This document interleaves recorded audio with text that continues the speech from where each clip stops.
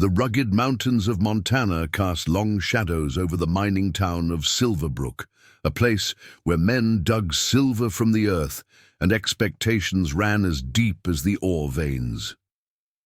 In this remote outpost of 1885, a woman's worth was measured by her ability to provide comfort without complaint, to bend without breaking under the harsh realities of frontier life. It was no place for someone like Abigail Montgomery, whose spine seemed forged from the same unyielding steel as the railroad tracks that had brought her west. Before we jump back in, tell us where you're tuning in from, and if this story touches you, make sure you're subscribed, because tomorrow I've saved something extra special for you. The stagecoach lurched to a halt in Silverbrook's dusty main street, the horses' labored breathing forming small clouds in the crisp autumn air. Abigail Montgomery gripped her valise with gloved hands, waiting for the other passengers to descend before making her own careful exit. Her traveling suit of deep burgundy, though simple in design, was immaculately tailored to her tall frame, the high collar and sensible cut speaking of practicality rather than fashion. "End of the line, ma'am," the driver announced, offering a weathered hand to assist her down. Abigail accepted with a nod, her keen grey eyes immediately taking in the details of her new surroundings. Silverbrook was smaller than she'd imagined from the newspaper advertisements. A single main street lined with false-fronted buildings, the silver mine looming on the hillside like a sentinel watching over its domain. Men in work clothes moved purposefully between the assayer's office and the saloon. Women in practical dresses hurried along wooden sidewalks with baskets of supplies. Children darted between wagons, their laughter a counterpoint to the constant clang of metal from the blacksmith's shop. The town hummed with industry and purpose. "Must be her," a woman's voice carried from the general store porch. "Thomas Parker's mail-order bride. Poor man doesn't know what he's in for," another replied with undisguised amusement. "Look at how she stands, straight as a schoolmarm's ruler. Bet she's got opinions about everything." Third time's not the charm, I reckon.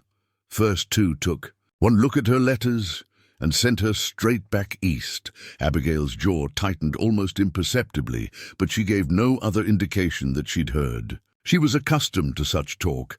In Pittsburgh, her father's friends had called her headstrong and difficult, qualities that had become increasingly problematic as she approached 30 without accepting any of the marriage proposals deemed suitable by her family. The ad in the matrimonial news had offered an escape. Silver miner seeks bride. Age 35, established claim. Requires sensible woman for correspondence and potential marriage. Passage paid upon agreement. Thomas Parker's letters had been straightforward and honest. His handwriting was neat, his grammar correct, his expectations reasonable. Or so they had seemed. Abigail had responded with equal candor, detailing her education, her experience managing her father's household after her mother's death, and her practical skills with accounting and correspondence. What she hadn't mentioned was her tendency to speak her mind regardless of consequence, her unshakable belief in women's suffrage, or her habit of questioning authority when it seemed arbitrary or unjust. Those qualities had already cost her 2 potential matches in Montana territory through previous advertisements. "Miss Montgomery?" Abigail turned toward the voice, finding herself face to face with a man in his late 30s, his clothes clean, but worn at the edges. Thomas Parker was of medium height, with broad shoulders and a beard neatly trimmed beneath watchful blue eyes. His face was weathered by outdoor work, but his expression seemed open, if cautious. "Mr. Parker," Abigail confirmed, extending her hand formally. He took it with a brief, firm shake. "Welcome to Silverbrook." "Thank you." She met his gaze directly, neither lowering her eyes demurely as convention might dictate, nor challenging him outright.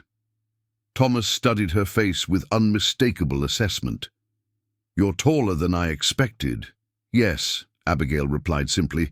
"I mentioned my height in my third letter." "So you did." His brow furrowed slightly. "Your letters were precise. I believe in clarity of communication, Mr. Parker." "Thomas," he corrected, then glanced at her single trunk being unloaded from the stagecoach. "Is that all your belongings?" "I travel light," Abigail said. "Practicality dictates bringing only what's necessary." Something flickered across Thomas's face. Surprise, perhaps, or recalculation. "My wagon's this way," he said, gesturing to a serviceable buckboard tied near the general store. "We should reach my claim before sunset." As they walked, Abigail felt curious eyes following their progress. Silverbrook was small enough that a newcomer would naturally attract attention, but she sensed something more in their gazes. Speculation, mingled with skepticism. "Your journey was comfortable?" Thomas asked as he lifted her trunk into the wagon with practiced ease. "Comfortable would be an overstatement," Abigail replied honestly. "But it was uneventful, which is preferable." Thomas's mouth twitched, though whether in amusement or irritation was difficult to determine. He helped her onto the wagon seat with proper courtesy, then circled to take his place beside her. "I should tell you," he said as he took up the reins. "My circumstances have changed somewhat since our correspondence began." Abigail's spine stiffened further. "In what way, Mr. Parker?" "My claim is producing well," he began, guiding the horses down the main street toward a dirt road leading into the foothills. "Better than expected, in fact." "That sounds like a positive development." "It is." He paused, his eyes fixed on the road ahead. "But other aspects of my situation have become more complicated." Before Abigail could press for clarification, a woman stepped directly into their path, forcing Thomas to pull the horses to an abrupt halt. She was perhaps 40, dressed in a practical but well-made dress, her manner suggesting both authority and concern. "Thomas Parker, you stop right there," she commanded, approaching the wagon. "Is this her?" "Mrs. Coleman," Thomas acknowledged with resignation. "Yes, this is Miss Abigail Montgomery. Miss Montgomery, this is Judith Coleman, our town's schoolteacher." "A pleasure," Abigail offered, though the other woman's scrutiny was far from welcoming. "Miss Montgomery," Mrs. Coleman said, her voice lowering, "I feel obligated to inform you that Mr. Parker has not been forthcoming about his full circumstances." Thomas's grip tightened on the reins. "Judith, this isn't the time." "When would be the time, Thomas? After she's committed herself." The schoolteacher turned back to Abigail. "Mr. Parker is a widower with 5 daughters, the youngest barely 4. His advertisement conveniently omitted this fact." Abigail felt the impact of this revelation like a physical blow, though her expression remained composed. 5 children. No mention of children had appeared in any of Thomas's letters. "I see," she said, her voice measured as she turned to Thomas. "That is indeed a significant omission, Mr. Parker." Thomas's jaw set in a hard line. "I intended to explain everything properly once we reached the homestead." "Did you?" Mrs. Coleman interjected. "Or were you hoping she'd feel too stranded to refuse once she saw the reality?" She addressed Abigail again. "The stagecoach returns eastward tomorrow morning. I would be happy to arrange accommodations for you at the boarding house tonight." Abigail looked between them, noting the tension in Thomas's shoulders and the protective concern in Mrs. Coleman's stance. Underneath their exchange lay something deeper, some history or conflict that predated her arrival. "I appreciate your concern, Mrs. Coleman," Abigail said carefully, "but I believe Mr. Parker owes me a full explanation before I make any decisions." The schoolteacher seemed surprised by this response. "Of course, I simply wanted you to know your options." "And now I do," Abigail replied with a polite nod that nonetheless signaled the end of the conversation. As Mrs. Coleman stepped back, Thomas licked the reins to set the horses in motion once more. They traveled in tense silence until the town disappeared behind them, the road narrowing as it wound through stands of ponderosa pine. "My wife died 2 years ago," Thomas finally said, his voice tight. "Influenza. It took her in 3 days." Abigail waited, sensing there was more he needed to say. "Sarah was well loved in Silverbrook. She taught alongside Mrs. Coleman before we married." His hands adjusted on the reins. "After she died, I focused on the mine, on providing stability. The girls have been managing." "5 daughters," Abigail said, the unasked question evident in her tone. Thomas nodded, his gaze fixed on the road ahead. "Elizabeth is 15, Catherine 12, Mary 9, Rose 7, and little Grace just turned 4. He paused. "I should have told you. But the first 2 respondents to my advertisements withdrew their interest immediately upon learning about the children." "So you decided deception was the better approach?" Abigail asked, unable to keep a note of sharpness from her voice. "I decided I needed help," Thomas countered, finally turning to meet her gaze. "The girls need a woman's guidance. I need a partner who understands that life here requires practicality and strength. Your letters suggested you possessed both qualities, and yet you didn't trust me with the full truth. Would you have come if you'd known?" The question hung between them as the wagon crested a hill, revealing a valley where a sturdy 2-story cabin stood near a creek. Smoke curled from the stone. Chimney and a barn and several outbuildings created a tidy compound. Beyond them, the entrance to a mine shaft was visible, reinforced with heavy timbers. "It's a fair question," Abigail acknowledged. "But now we'll never know, will we, Mr. Parker? Preparing and narrating this story took us a lot of time. So if you are enjoying it, subscribe to our channel. It means a lot to us. Now back to the story." As the wagon approached the homestead, Abigail noticed movement at the cabin's windows, small faces appearing and disappearing like cautious woodland creatures assessing a newcomer. Thomas slowed the horses to a gentle stop in the yard, the late afternoon sun casting long shadows across the well-swept ground. "The girls have been anticipating your arrival," he said, his tone softening slightly. "They've been preparing for days." Before Abigail could respond, the cabin door burst open and 4 girls tumbled out in a flurry of aprons and braided hair, the oldest hanging back with marked reserve. They arranged themselves by height beside the porch steps, their expressions ranging from open curiosity to thinly veiled suspicion. Thomas helped Abigail down from the wagon, then turned to make introductions. "Girls, this is Miss Montgomery. Miss Montgomery, these are my daughters."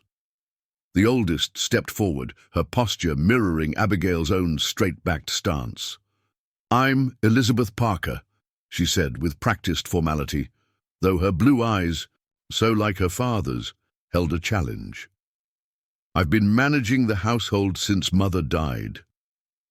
"How do you do, Elizabeth?" Abigail replied, meeting the girl's gaze directly. "That's a significant responsibility for someone your age." Elizabeth's chin lifted slightly. Someone had to do it.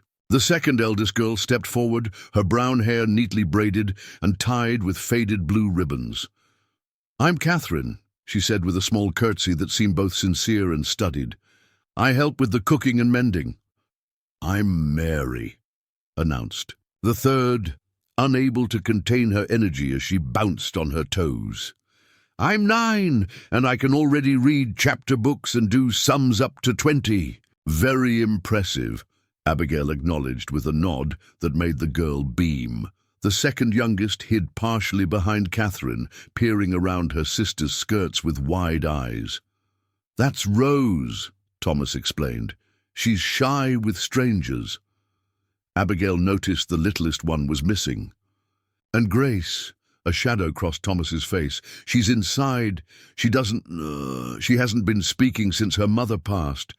Mrs. Coleman says it's not uncommon with trauma, but—" He trailed off, the unfinished sentence conveying his helplessness. in the face of his youngest daughter's silent grief. "I see," Abigail said quietly. Something in her tone must have conveyed genuine understanding, for Elizabeth's defensive posture relaxed incrementally. "I've prepared dinner," the oldest girl announced. "Nothing fancy, just stew and biscuits." "That sounds perfect after a long journey," Abigail replied. "Perhaps I could freshen up first." Thomas nodded, lifting her trunk from the wagon. "Elizabeth, show Miss Montgomery to the guest room while I tend to the horses." The interior of the cabin was surprisingly spacious and meticulously maintained. The main room served as both kitchen and living area, with a large stone fireplace dominating one wall. Handmade curtains framed the windows, and braided rag rugs softened the wooden floors. Everything spoke of care and effort, if not abundance. Elizabeth led Abigail to a small but clean bedroom off the main living area. "This was Mother's sewing room," she explained, her voice carefully neutral. "Father cleared it out for you." A narrow bed with a colorful quilt stood beneath the window. A washstand with pitcher and basin occupied one corner, and a chest of drawers with a small mirror hung above it completed the sparse furnishings. "Thank you, Elizabeth," Abigail said. "You've done an admirable job maintaining your home." The girl hesitated at the doorway. "It's only temporary, you know." "What is? Your stay here." Elizabeth's words came in a controlled rush. "The others before you didn't last a week. One took one look at us and left on the next stage. The other tried for 3 days before she declared us impossible and fled back to civilization." Abigail regarded the girl steadily. "I'm not easily frightened, Elizabeth. It's not about being frightened," the girl countered. "It's about understanding what you're getting into. Father needs help with the mine accounts and correspondence. We need someone who understands that life here isn't like back east. The women who came before, they wanted to change everything, to make us into something we're not. And what are you exactly?" Elizabeth's chin lifted proudly. "Survivors. Father works from dawn till dusk. I manage the house. Catherine keeps everyone fed and clothed. Mary teaches Rose her letters. We make do and little Grace?" Abigail asked gently. Something flickered in Elizabeth's composed expression, a crack in her carefully constructed maturity. "Grace needs more than we can give her, but we're managing." "Managing isn't the same as thriving," Abigail observed. "We don't have the luxury of thinking beyond tomorrow, Miss Montgomery." With that parting statement, Elizabeth left, closing the door firmly behind her. Alone, Abigail moved to the small window. The view encompassed the sloping yard, the distant mine entrance, and the mountains beyond. The setting sun painted the landscape in hues of gold and amber, a stark beauty that spoke of both promise and hardship. This was not what she had expected when she answered Thomas Parker's advertisement. She had prepared herself for the challenges of frontier life, for the adjustment to marriage with a stranger, for the demands of helping to run a mining operation. But 5 children, one traumatized into silence, all still grieving their mother, led by a 15-year-old determined to protect them from further change or disappointment. Thomas had been dishonest by omission, a realization that set her teeth on edge. Yet the desperation behind that choice was becoming clearer. These children needed help, whether they recognized it or not. Elizabeth was carrying a burden no child should bear, playing mother when she should still be growing into her own womanhood. Abigail poured water from the pitcher into the basin and washed away the dust of travel, her mind working through her options. The stagecoach would indeed return eastward tomorrow. She could leave, justified in her indignation over Thomas's deception. She had enough money saved for the return journey, and her father, though disappointed, would likely welcome her back. Or she could stay, at least long enough to properly assess the situation. Thomas Parker had been wrong to withhold such critical information, but his need was genuine. These girls deserve better than a parade of would-be stepmothers abandoning them after glimpsing the magnitude of the challenge. The dinner bell interrupted her deliberations. Abigail straightened her collar, smoothed her hair, and took a steadying breath.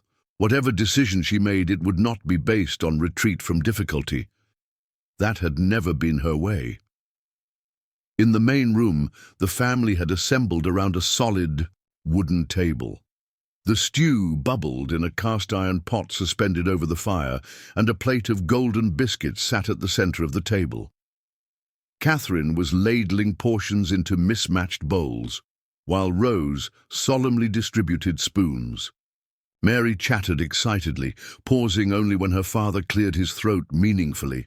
In a rocking chair near the fire sat the smallest Parker, Grace, with Thomas's blue eyes and delicate features that must have come from her mother. The child watched Abigail with an unnerving intensity, neither fearful nor welcoming, simply observing with the complete focus only the very young can maintain. "Please join us, Miss Montgomery," Thomas said formally, indicating a place at the table between Mary and Catherine. The meal began in awkward silence, broken only by Mary's irrepressible commentary on everything from the weather to the new calf born to their milk cow the previous week. Gradually, Catherine joined in, explaining how she had modified her mother's biscuit recipe when certain ingredients became scarce. Throughout the meal, Abigail noticed how Elizabeth watched over her siblings with vigilant care.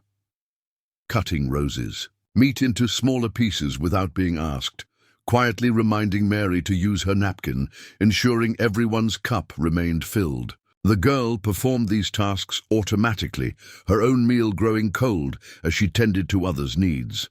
Thomas, too, seemed to be observing Abigail's reactions, gauging her response to the chaotic family dinner. When Grace refused to eat, slipping from her chair to return to the rocking chair, he made no comment, though a muscle in his jaw tightened perceptibly. "The stew is excellent, Catherine," Abigail said as she accepted a second helping. "Did you use rosemary?" The girl brightened visibly.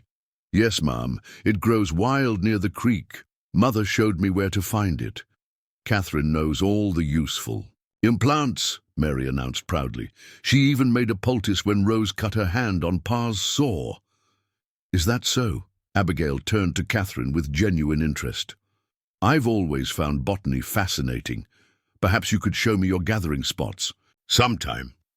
Before Catherine could respond, Elizabeth interjected, "Miss Montgomery may not be staying long enough for that."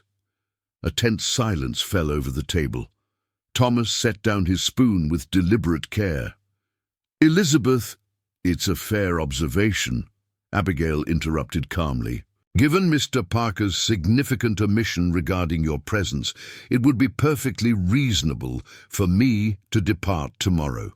5 pairs of eyes fixed on her, 4 around the table and 1 from the rocking chair by the fire. However, Abigail continued, meeting each gaze in turn, "I did not travel all this way to retreat at the first sign of difficulty. I propose a compromise. I'll remain in Silverbrook for 2 weeks," Abigail proposed, her hands folded calmly on the table. "During that time, I'll assist with household matters and begin organizing the mine's accounts. At the end of that period, both Mr. Parker and I can decide if a more permanent arrangement would be beneficial." Thomas's expression shifted from surprise to cautious relief. "That seems reasonable. However," Abigail continued, her voice firm, "I have conditions. First, complete honesty from this point forward. No more omissions, regardless of how uncomfortable the truth might be." Thomas nodded, though his jaw tensed at her directness. "Second, I'll need access to all financial records for the mine and household. If I'm to help establish proper accounting, I must understand the complete picture. The mine accounts are private business," Thomas began, "which you specifically mentioned needing assistance with in your advertisement," Abigail countered. "I spent 3 years managing my father's manufacturing business accounts. I assure you I'm both qualified and discreet." Mary watched this exchange, with fascination, her head swiveling between the adults like a spectator at a tennis match. Even Catherine seemed impressed by Abigail's composure. Elizabeth's expression remained guarded. "And your third condition, Miss Montgomery," Abigail turned to the oldest girl, "that we all recognize this arrangement is temporary until proven otherwise. I won't make promises I can't keep, nor will I pretend to replace your mother. But while I'm here, I expect to be treated with basic courtesy, just as I will extend the same to each of you." A charged silence followed this declaration. Finally, Thomas cleared his throat. "Your terms are acceptable, Miss Montgomery. 2 weeks, beginning tomorrow." "Beginning now," Abigail corrected. "The stagecoach leaves at dawn, and I intend to unpack this evening." Thomas's mouth twitched in what might have been the ghost of a smile. "As you wish." After dinner, the family settled into evening routines that spoke of long-established habit. Catherine and Mary cleared the table, while Rose swept the floor with methodical care. Elizabeth disappeared upstairs, returning with a basket of mending that she positioned near the brightest lamp. Thomas pulled on his coat. "I need to check the mine supports before turning in. The spring melt caused some shifting in the lower tunnel." "At night?" Abigail questioned. "The silver doesn't know if it's day or night, Miss Montgomery," he replied, his tone not unkind but matter-of-fact. "And problems don't wait for convenient times to be addressed." After he departed, Abigail observed the girls' activities, noting how efficiently they worked, despite their youth.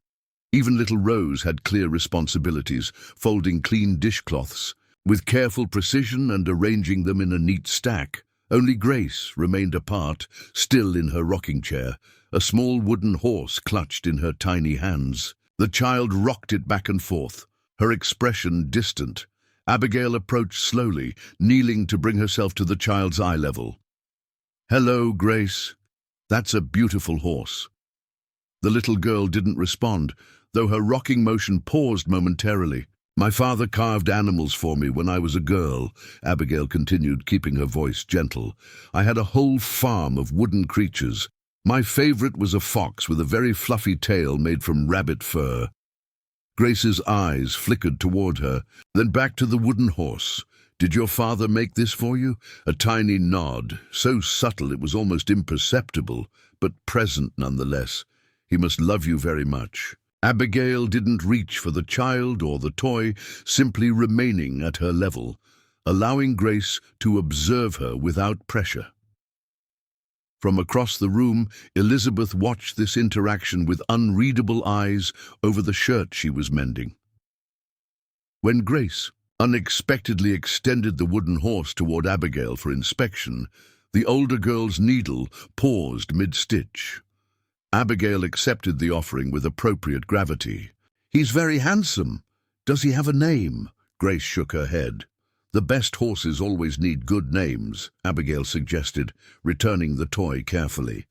"Perhaps you'll think of one."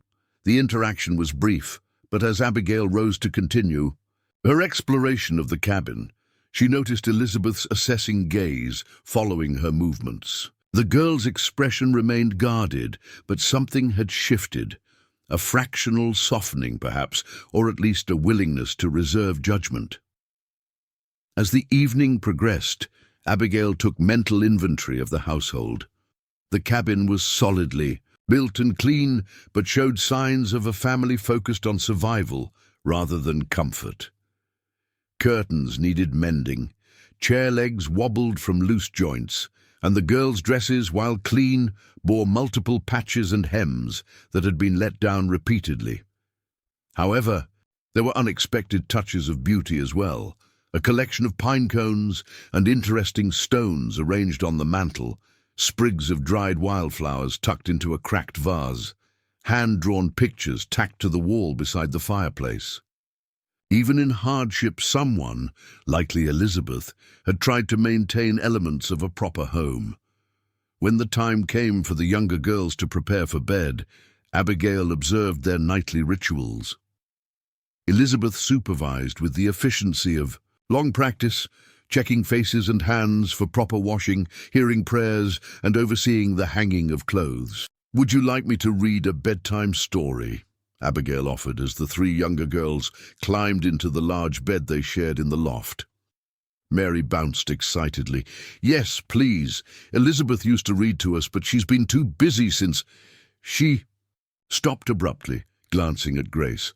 "Since I've had more responsibilities," Elizabeth finished smoothly. "But if you'd like to, Miss Montgomery, Mary can show you where the books are kept." The girl led Abigail to a small shelf containing a modest collection of well-worn volumes. Abigail selected The Adventures of Tom Sawyer, noting the dog-eared pages and cracked spine that spoke of frequent readings. As she settled into a chair between the two beds, Catherine and Elizabeth sharing one, the three younger girls in the other, Abigail opened to the first chapter. Her voice, usually so measured in adult company, transformed as she read, taking on different inflections for each character, her face animated in a way it hadn't been during the earlier conversations. Mary and Rose were rapt, their eyes wide with delight at her theatrical reading. Even Catherine smiled, despite her attempts to appear mature. Elizabeth pretended to focus on planning the next day's meals in a small notebook, but Abigail noticed how she tilted her head to listen. Most surprising was Grace. The little girl inched closer as the story progressed, eventually settling at the foot of the bed, her wooden horse clutched to her chest, her blue eyes fixed on Abigail's face as the adventures of Tom and Huck unfolded. When Thomas returned an hour later, covered in rock dust and weariness, he paused in the doorway of the loft, clearly startled by the tableau before him. His daughters grouped around Abigail, listening with uncharacteristic harmony, even little Grace engaged where she had been withdrawn for so long. Abigail concluded the chapter and closed the book. "That's enough adventure for tonight. Tomorrow, we'll discover what happens to Tom in the graveyard." Protests arose from Mary and Rose, but Elizabeth surprised everyone by supporting Abigail. "Miss Montgomery is right. It's well past bedtime, and tomorrow is a school day." As the girls settled under their quilts, Thomas retreated downstairs, his expression thoughtful. When Abigail descended after saying goodnight to each child, she found him at the kitchen table, a ledger open before him, his pen moving in laborious calculations. "Your daughters are delightful," Abigail said, taking a seat across from him. "They've clearly been raised with care." Thomas looked up, surprise flickering across his features. "That's not what the previous candidate said. Mrs. Winters called them wild as mountain goats before she left. Miss Hargrove managed 3 days before declaring them beyond civilizing. Perhaps Mrs. Winters and Miss Hargrove were expecting docility rather than character," Abigail suggested.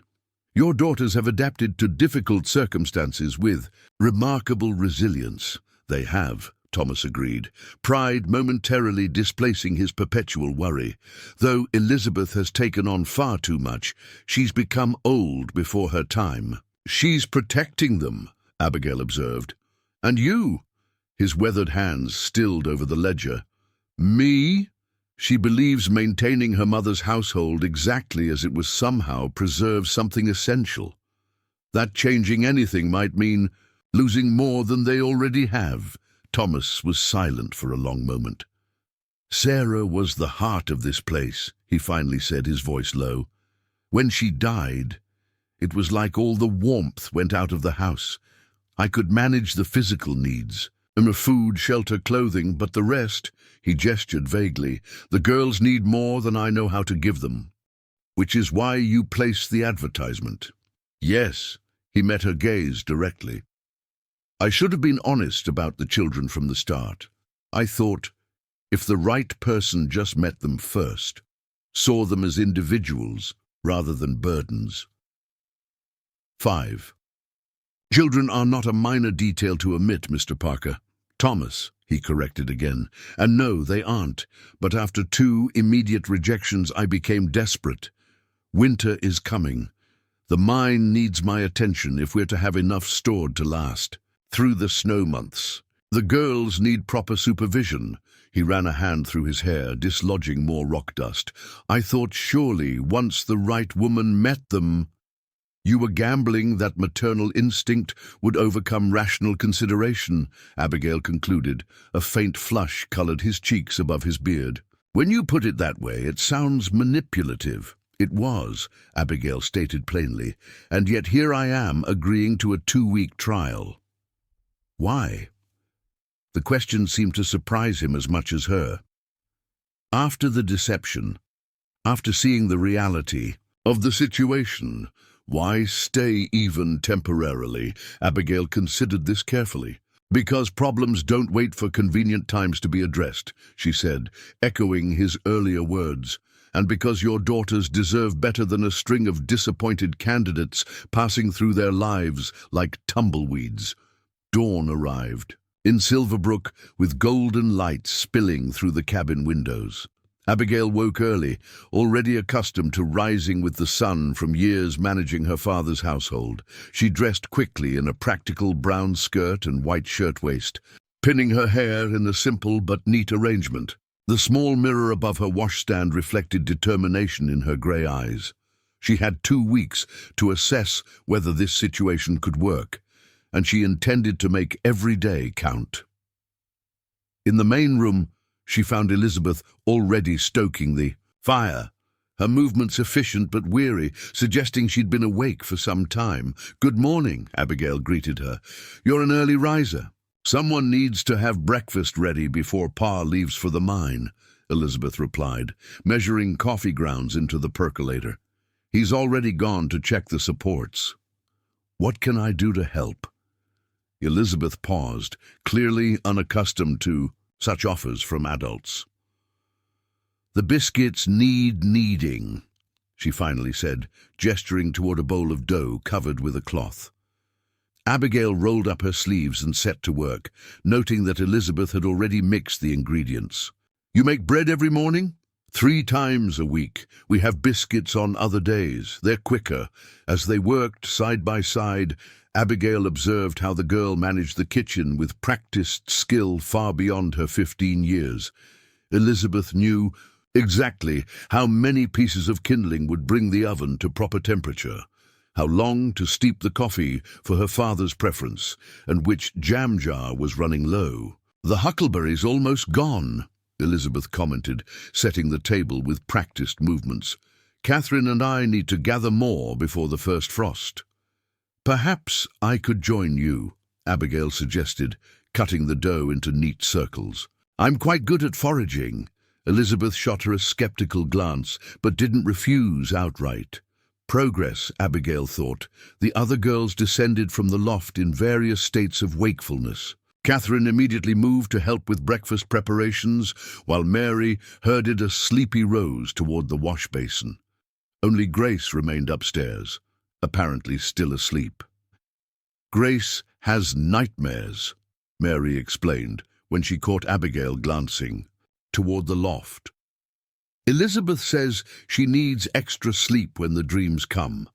Thomas returned as breakfast was being served, his clothes bearing fresh rock dust and his expression preoccupied. "The North Tunnel needs additional supports," he announced, accepting the cup of coffee Elizabeth poured him. "Jenkins is bringing timber this afternoon." "Is the mine unsafe?" Abigail asked directness. Thomas met her gaze over his coffee cup. "All mines have risks, Miss Montgomery.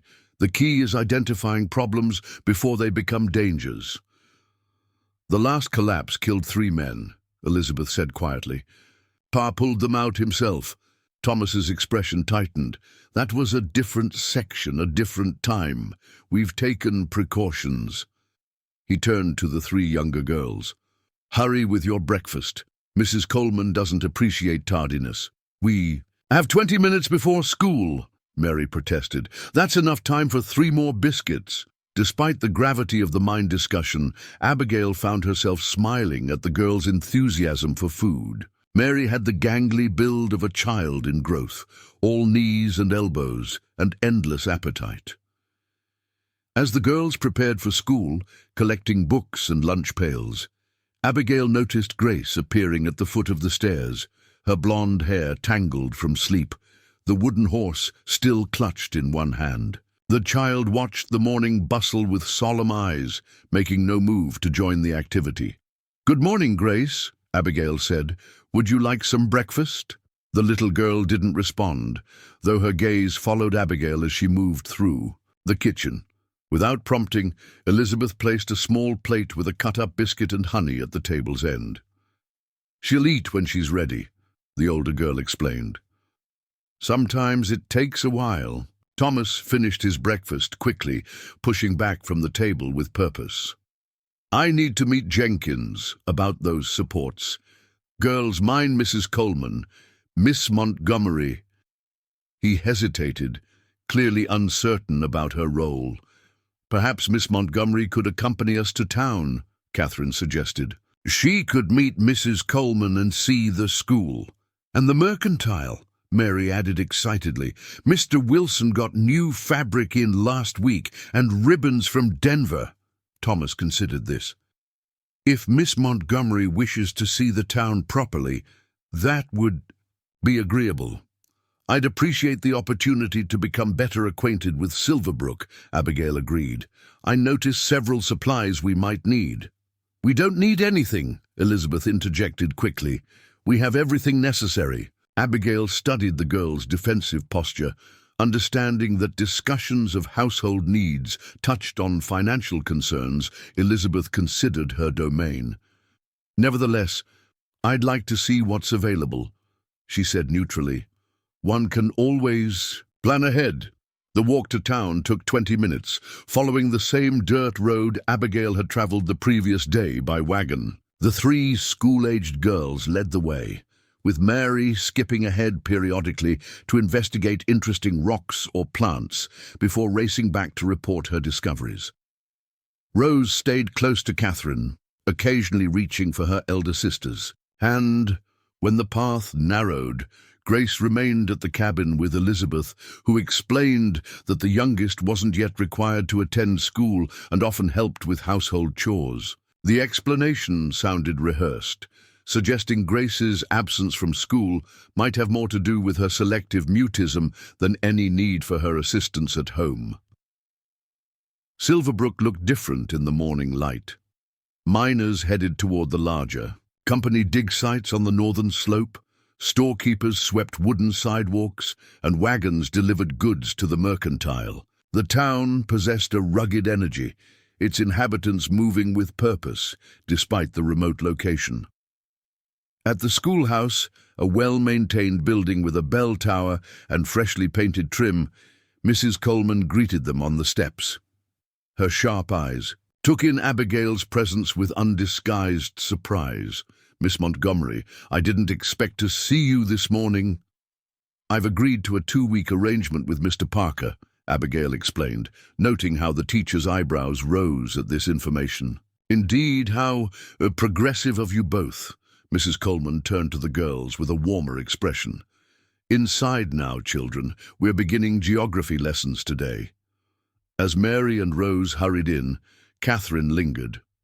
"Miss Montgomery will be exploring town this morning," she explained. "Perhaps you could suggest points of interest." The request clearly amused Mrs. Coleman, though she masked it quickly. "Certainly. The mercantile has the widest selection of goods.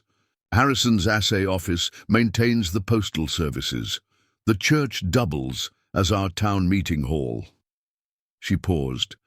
"And you might find the Ladies' Aid Society gathering at Mrs. Wilson's home informative. They meet Tuesday mornings to discuss community improvements." "Today is Tuesday," Abigail noted. "So it is." Mrs. Coleman's expression suggested this was no coincidence. Sarah Parker was an active member before her passing. The ladies would be interested to meet her potential successor. The implication was clear. Abigail would be subjected to intense scrutiny by the town's female leadership. Rather than feeling intimidated, Abigail found herself intrigued by The opportunity to learn more about Silverbrook and the Parker family from different perspectives. Thank you for the suggestion. I'll certainly pay my respects. Catherine hurried into the schoolhouse as the bell rang, leaving Abigail and Mrs. Coleman alone on the steps. "I feel obligated to ask, Miss Montgomery," the teacher said in a lower voice. "Are you fully aware of what you're undertaking? Thomas Parker is a good man, but those children present unique challenges." "I'm beginning to understand the situation," Abigail replied, "though I suspect there's context beyond what I've observed so far." Mrs. Coleman's expression softened slightly. "Sarah was my dearest friend. When the influenza took her, it left wounds deeper than most realize. Thomas retreated into his work, Elizabeth into rigid responsibility. The younger ones each responded differently." She sighed. "Grace's silence concerns me most. She was only 2 when Sarah died, too young to process such loss through normal means." "Did Thomas seek help for her?" "The nearest doctor with any understanding of childhood afflictions is in Helena, 3 days' journey each way. Thomas tried once, but Grace became so distraught on the trail that he turned back." Mrs. Coleman adjusted her shawl. The previous candidates were unprepared for the complexity of the situation. "And you believe I will be similarly overwhelmed?" The teacher studied Abigail with new interest. "Most women who answer such advertisements seek security, not challenges. You strike me as different, Miss Montgomery. I've never been afraid of challenges, Mrs. Coleman, only of wasted potential." This response seemed to satisfy the teacher, who nodded thoughtfully. "The Wilson home is the blue clapboard at the end of Pine Street. Martha Wilson makes excellent currant scones." With that parting information, she turned and entered the schoolhouse, the door closing firmly behind her. Abigail spent the next hour exploring Silverbrook methodically. The Mercantile indeed offered an impressive selection for such a remote location, though prices reflected the difficulty of transportation. The proprietor, Mr. Wilson, greeted her with barely concealed curiosity, his questions about her visit to the Parker homestead transparent in their purpose. "The arrangement is temporary," Abigail explained, examining a bolt of sturdy cotton. 2 weeks to determine compatibility." "Sensible approach," Mr. Wilson allowed, measuring the fabric she'd selected. "The Parker girls are spirited but good-hearted. Elizabeth has account privileges here, though she's cautious with their credit, as any responsible household manager would be," Abigail replied, noting this confirmation of Elizabeth's financial authority. At precisely 10 o'clock, Abigail made her way to the blue clapboard house Mrs. Coleman had indicated. The sound of female voices emerged through open windows, along with the scent of fresh baking. She straightened her shoulders, smoothed her skirt, and knocked firmly on the door. The conversation inside immediately hushed. Footsteps approached, and the door swung open to reveal a plump, pleasant-faced woman in her 40s, her expression transforming from polite inquiry to undisguised interest as she registered Abigail's identity. "You must be Miss Montgomery. I'm Martha Wilson." She stepped back, gesturing Abigail inside. "Ladies, our special guest has arrived." The Wilson home's parlor contained 8 women of various ages, all seated in a semicircle of chairs and settees, their needlework temporarily forgotten as they assessed Abigail with undisguised curiosity. Martha Wilson performed hasty introductions that Abigail catalogued methodically. The minister's wife, the assayer's sister, the company doctor's mother, and several others whose connections to Silverbrook were equally established. "We were just discussing the school fundraising bazaar," Martha explained, ushering Abigail to a vacant chair prominently positioned to face the group. "But I'm certain everyone would much rather hear about your journey to Silverbrook and your impressions of our little community." The invitation was delivered with warm hospitality, but Abigail recognized an examination when she encountered one. These women formed the social backbone of Silverbrook, They would have known Sarah Parker well, would have watched the family's struggle after her passing, and would undoubtedly have opinions about any woman who might step into the role of Thomas. Parker's wife. My journey was uneventful, if dusty, Abigail replied, accepting a cup of tea from her hostess. As for impressions, I've hardly had time to form any definitive ones, having arrived only yesterday. And yet you've remained, when others departed immediately, observed an older woman introduced as Mrs. Hammond, the doctor's mother. The previous candidates found the situation overwhelming. I believe in thorough assessment before making decisions, Abigail said, meeting the woman's gaze directly. 2 weeks seems a reasonable period to determine compatibility. A murmur of surprise rippled through the group. 2 weeks? Repeated Mrs. Peterson, the minister's wife. How modern. I prefer to think of it as practical, Abigail countered smoothly. Marriage is a significant commitment. Both parties deserve adequate information before proceeding. And the children? Mrs. Hammond inquired, her tone gentle but probing. How do you find them? Abigail considered her response carefully, aware that anything she said would certainly be discussed thoroughly after her departure. They are remarkably resilient, admirably loyal to each other, and clearly well loved by their father. Elizabeth manages the household with impressive capability considering her youth. She's had to grow up too quickly. Martha Wilson sighed, passing a plate of scones. Sarah's death left a terrible void. Thomas means well, but a man can only do so much, especially with that mind consuming his attention, added Mrs. Peterson with a hint of disapproval. The man works from dawn until well after dusk, most days. Is the silver claim substantial? Abigail asked, recognizing an opportunity to gather information about the family's financial situation. The women exchanged glances, a silent communication passing between them. Finally, Mrs. Hammond spoke. Thomas Parker's claim is among the more promising independent operations in the area. Not as large as the Granger Company mines, but consistent. If he could secure proper investment for equipment, improvements, it could be quite profitable. Investment requires connections, added the assayer's sister, Mrs. Blackburn, a sharp-featured woman who had been quietly observing until now. And connections require social participation, which Thomas has avoided since Sarah's passing.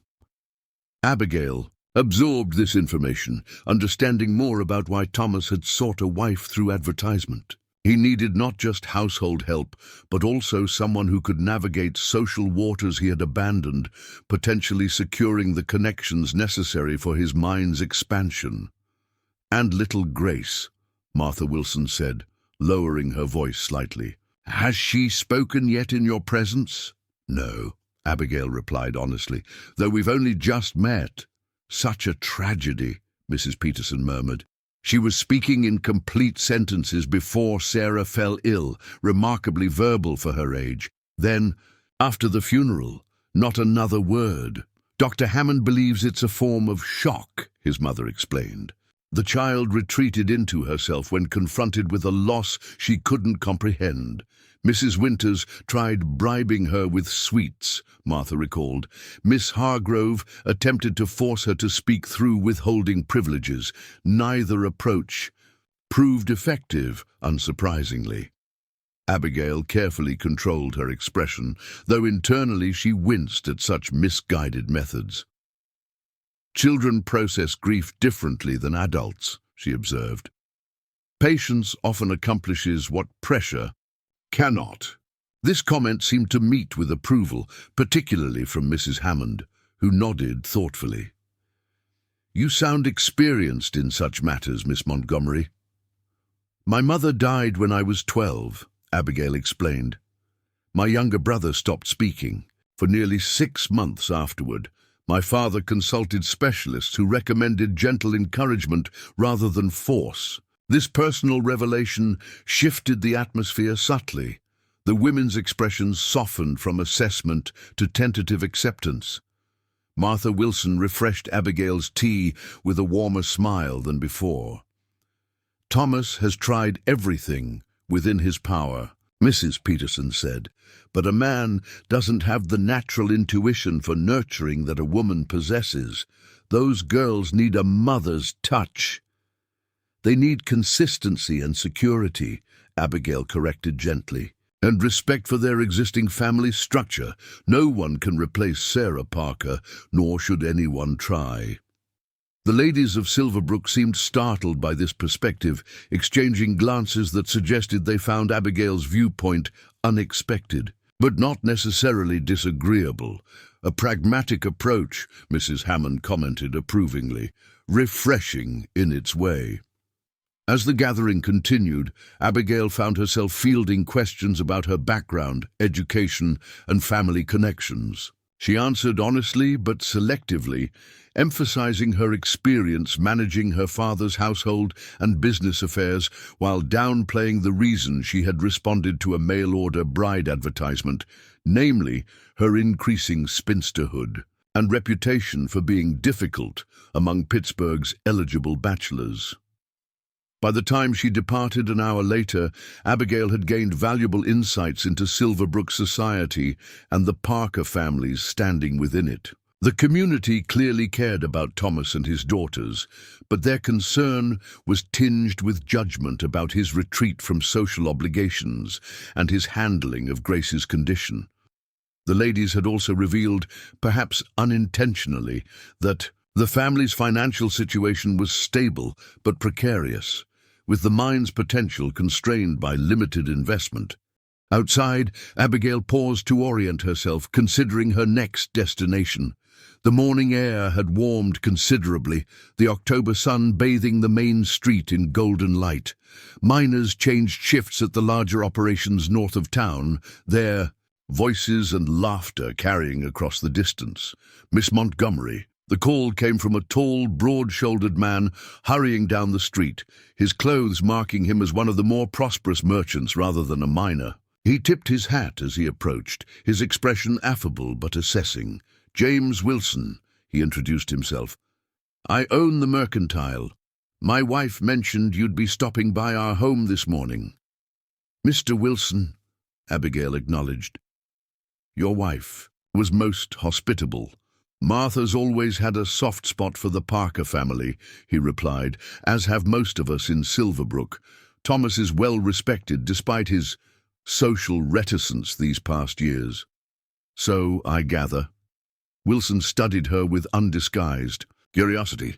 "I understand you've agreed to a 2-week arrangement, most unusual but practical in its way." "News travels quickly in Silverbrook," Abigail observed dryly. The merchant chuckled. "That it does, though in this case Thomas himself mentioned it. When he came by for supplies this morning, he seemed cautiously optimistic."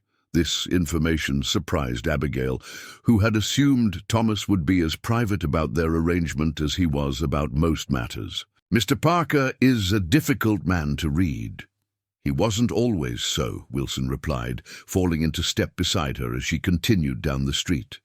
Before Sarah's passing, Thomas was quite involved in community affairs, served on the town council, organized the Miners' Benevolent Fund, even played fiddle at social gatherings. Abigail tried to reconcile this description with the somber, taciturn man she had met. "Grief changes people," she said simply. "Indeed it does," Wilson agreed. "But life continues, particularly when there are children to consider." He paused. As they reached the corner, "I don't mean to presume, Miss Montgomery, but if you decide to remain in Silverbrook beyond your initial agreement, you should know that Thomas Parker is a better man than recent circumstances might suggest." Before Abigail could respond to this unexpected endorsement, Wilson tipped his hat again. "I should return to my business. Good day, Miss Montgomery." As he walked away, Abigail pondered this interaction. James Wilson had gone out of his way to speak with her. Not to satisfy curiosity, it seemed, but to provide context she might not otherwise receive. His assessment of Thomas Parker carried weight precisely because it wasn't delivered, as part of the women's collective evaluation, but as a personal observation from one who had known Thomas both before and after his loss. Continuing her exploration of Silverbrook, Abigail made note of both the town's resources and its limitations. The assay office doubled as a rudimentary bank, the church maintained a small lending library, and the doctor visited only twice monthly from Helena. Most notable was the complete absence of a school library or educational materials beyond basic primers, a deficiency that might explain Mrs. Coleman's evident frustration. By midday, Abigail had compiled a mental inventory of Silverbrook's assets and needs, with particular attention to resources that might benefit the Parker children. As she headed toward the schoolhouse to meet the girls for their walk home, her mind was already formulating plans for the coming days, practical initiatives that would demonstrate her value without overstepping the boundaries Elizabeth so fiercely guarded. The schoolhouse bell rang just as she arrived, and children spilled from the building with the universal energy of the recently liberated. Mary spotted her immediately, racing down the steps with characteristic enthusiasm. "Miss Montgomery!" "You came!" she exclaimed, as if Abigail's presence was an unexpected delight rather than their arranged meeting. "Did you see the whole town? Did you meet Mrs. Wilson? Did you try her currant scones? They're famous all the way to Helena."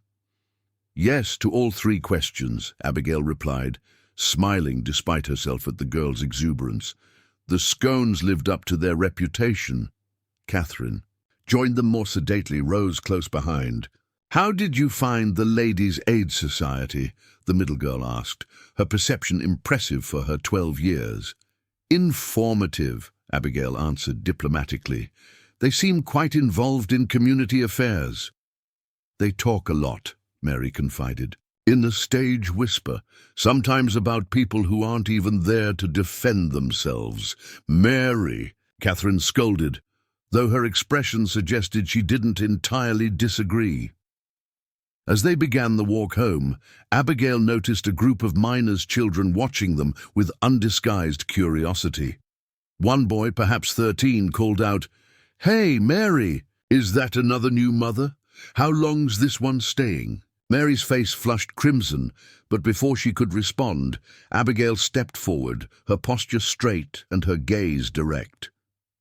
"I don't believe we've been introduced," she said to the boy, her voice calm but carrying. "I'm Miss Montgomery, a guest of the Parker family." The boy's bravado faltered under her steady regard. "Billy Jenkins, ma'am," he mumbled, suddenly finding his boots fascinating. "Well, Mr. Jenkins, in the future I suggest you direct any questions about me to me, rather than shouting them across a schoolyard. It's both impolite and inefficient." Several of the boy's companions snickered at his discomfort, but fell silent. When Abigail's gaze swept to include them, "That applies to all of you, naturally." Without waiting for a response, she turned back to the Parker girls. "Shall we continue?" As they walked away, Mary looked up at Abigail with something approaching. "Oh, nobody ever stands up to Billy Jenkins. His father supervises the Granger mine. His father's position doesn't entitle him to poor manners," Abigail replied evenly, "nor does it exempt him from the consequences of his choices." Catherine studied Abigail with newfound respect. "Most adults don't consider children's feelings worth defending. I disagree. Children's feelings are often more intense than adults, having not yet been tempered by experience." Abigail adjusted her pace to match Rose's shorter stride. "How was school today? Did you learn anything interesting?" The simple question, delivered with genuine interest, opened a floodgate. Mary launched into a detailed account of their geography lesson on the Rocky Mountains, while Catherine described a science experiment involving magnets. Even Rose contributed quietly, explaining how Mrs. Coleman had praised her handwriting sample. By the time they reached the cabin, Abigail had gained a thorough understanding of Silverbrook School's curriculum, teacher dynamics, and social hierarchies, all from the perspective of children who observed far more than adults typically credited. Elizabeth was waiting at the door as they approached, her posture tense and her expression concerned. "You're late," she said, addressing her sisters rather than Abigail. "You should have been home 20 minutes ago." "We walked at Rose's pace," Abigail explained, noting how the youngest girl shrank slightly at being identified as the cause of delay. "And we stopped to admire a particularly impressive hawk circling above the eastern ridge." "It was enormous," Mary added enthusiastically. "Miss Montgomery said it might be a red-tailed hawk hunting for field mice." Elizabeth's gaze shifted to Abigail, her disapproval evident. "There are chores waiting. The wash needs hanging, kindling needs splitting, and I've barely started dinner preparations." "Then it's fortunate you have additional help today," Abigail replied calmly. "Girls, change into your work clothes and meet me in the yard in 5 minutes. We'll divide the tasks to finish them more efficiently." The 3 younger girls hurried inside, but Elizabeth remained in the doorway, her stance protective of her domain. "We have a system that works. We don't need assistance," Abigail finished gently. "Everyone needs assistance occasionally, Elizabeth. Accepting help isn't weakness, it's practicality." The girl's chin lifted stubbornly. "We've managed for 2 years without interference." "Managed, yes, but at what cost to you?" Abigail's directness seemed to catch Elizabeth off guard. "You've shouldered responsibilities that would challenge women twice your age. There's no shame in sharing that burden." Before Elizabeth could respond, a small figure appeared beside her in the doorway. Grace, still clutching her wooden horse, regarded Abigail with solemn concentration. To everyone's surprise, the child extended her free hand toward Abigail in clear invitation. Elizabeth's expression shifted from defensive to astonished. "She wants to show you something," she translated, her voice hushed with disbelief. Abigail accepted the tiny hand without hesitation. "I would be honored to see whatever Grace wishes to share." The little girl led her past Elizabeth, through the cabin's main room, and toward the back door, which opened onto a small, sheltered garden area. Here, partially protected from Montana's harsh weather by the cabin's rear wall and a stand of pines, grew a variety of plants in neat rows and clusters. "This was Mother's garden," Elizabeth explained, following them outside. "Grace helps me tend it." Grace tugged Abigail toward a section where late-blooming Michaelmas daisies created a patch of purple against the autumn browns. With careful deliberation, the child selected a perfect bloom and offered it to Abigail. "Thank you, Grace," Abigail said, accepting the flower with appropriate solemnity. "It's beautiful." The interaction was brief, but significant. Grace had initiated contact, had chosen to share something precious, had communicated in her own way. Elizabeth watched with an expression Abigail couldn't quite decipher. Hope mingled with uncertainty, perhaps even a touch of fear. "She hasn't invited anyone to the garden since," Elizabeth trailed off, clearing her throat. "Not even Mrs. Coleman." "It's a special place," Abigail observed, careful not to overemphasize the breakthrough. "You've maintained it beautifully." Elizabeth's posture relaxed fractionally.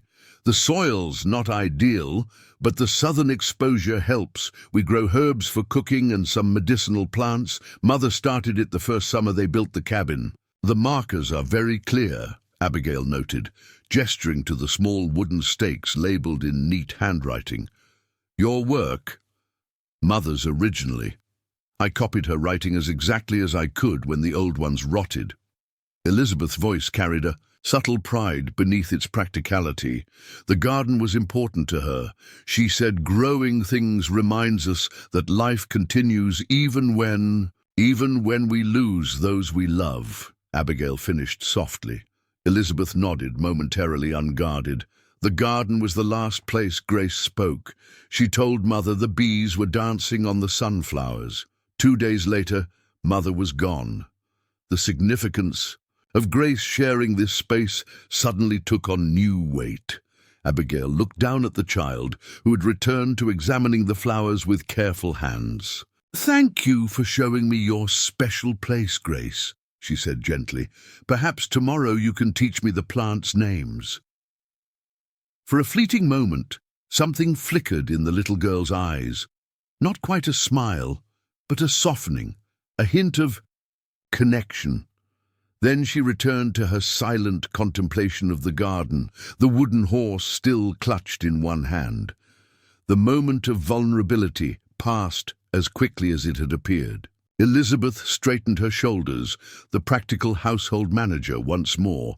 "We should join the others. Those chores won't complete themselves." The remainder of the afternoon unfolded in a flurry of domestic activity. Abigail organized the girls into efficient teams, pairing Mary with Catherine to hang laundry while she helped Rose sort kindling by size. Elizabeth, though initially resistant to interference in her domain, gradually accepted Abigail's assistance with dinner preparations. "You're quite skilled with a knife," Elizabeth observed, as Abigail deftly chopped vegetables for a stew. "Most ladies from the East have servants for such tasks." "My father believed in practical education," Abigail replied, scraping the cut carrots into the pot.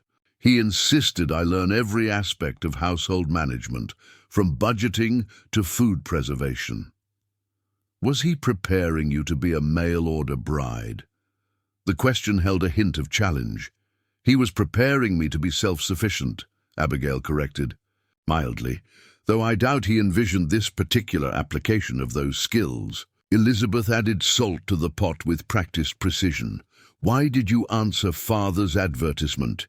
You're educated, capable. Surely you had other options in Pittsburgh." The directness of the question deserved equal honesty. "My prospects in Pittsburgh were limited by my reputation for being outspoken and independent-minded, qualities not universally admired in potential wives." "So you came west where standards are lower?" Elizabeth's tone sharpened. "I came west where different qualities might be valued," Abigail countered. "Frontier life demands practicality over propriety, resilience over refinement. My father's failing health meant our household would soon pass to my cousin's control. I preferred to determine my own future rather than become a dependent relation." Elizabeth absorbed this explanation, her expression thoughtful. "At least you're honest about your motivations, as I expect others to be with me," Abigail replied, the reference to Thomas's omission not lost on the girl. Their conversation was interrupted by Grace tugging at Elizabeth's apron, pointing urgently toward the window. In the distance, two figures approached on horseback, Thomas Parker and another man, both riding at a pace suggesting urgency rather than leisure.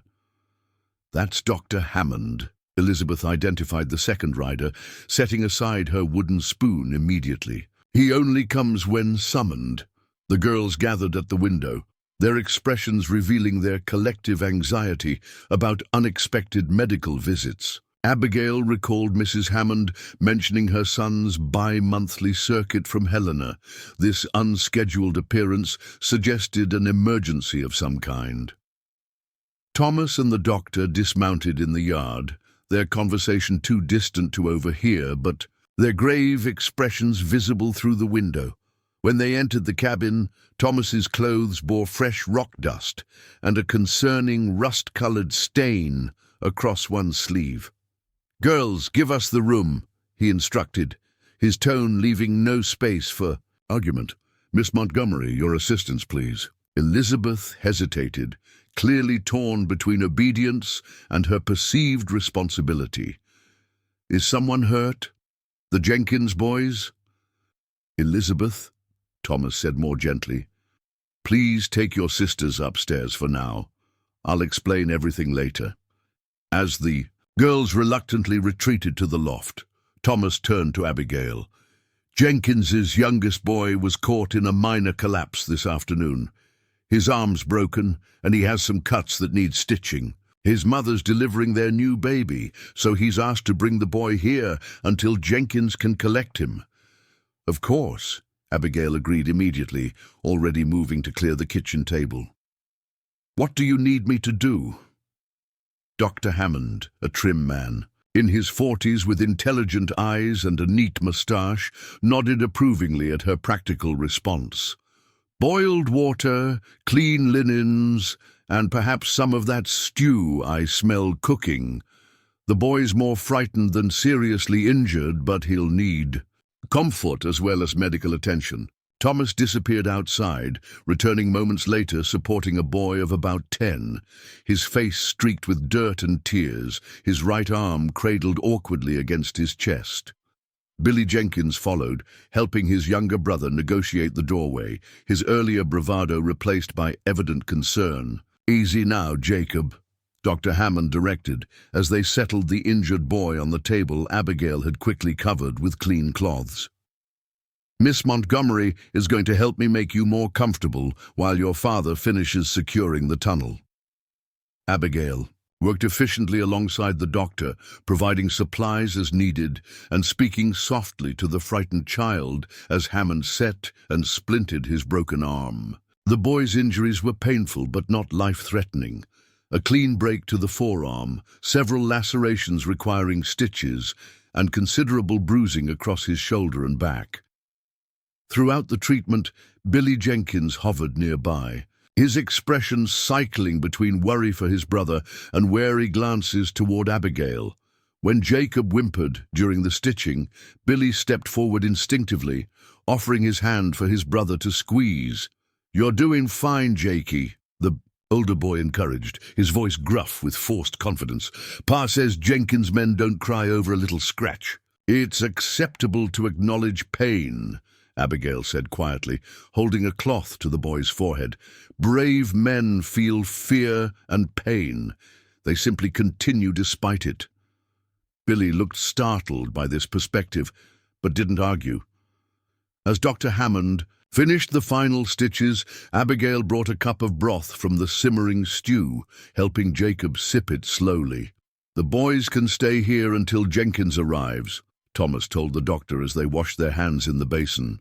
"Might be several hours, given the work required to secure that section."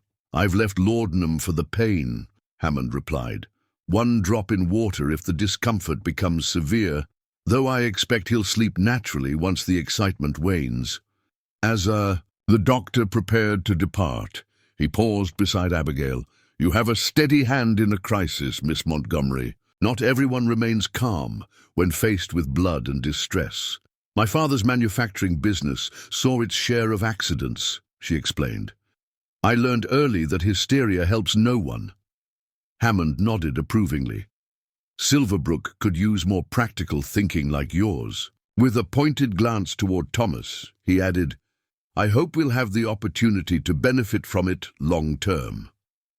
After the doctor's departure, Thomas called the girls down from the loft. They entered cautiously, their expressions shifting from concern to curiosity at the sight of the Jenkins brothers in their kitchen. Elizabeth immediately took charge of serving dinner, setting aside her earlier friction with Abigail in the face of the emergency. "Billy can sit by me," Mary offered eagerly, clearly delighted by the unexpected dinner guests. "Jacob needs to rest," Abigail said, helping the younger boy to the cushioned rocking chair near the fire. "Perhaps you could keep him company while the rest of us eat, Mary? Tell him about that hawk we saw today." The evening unfolded in unexpected harmony, the ordinary tensions suspended by the shared purpose of caring for the injured child. Even Elizabeth worked alongside Abigail without her usual guardedness, efficiently managing the expanded dinner service, while Catherine prepared a pallet for Jacob near the fireplace. As dusk settled over the cabin, Abigail observed Thomas's interaction with the Jenkins boys, his quiet competence in checking Jacob's splint, his matter-of-fact assurances that their father would arrive soon, his lack of condescension when addressing Billy's concerns about the mine's safety. Without fanfare or demonstration, he exhibited the steady confidence of a man accustomed to handling crises.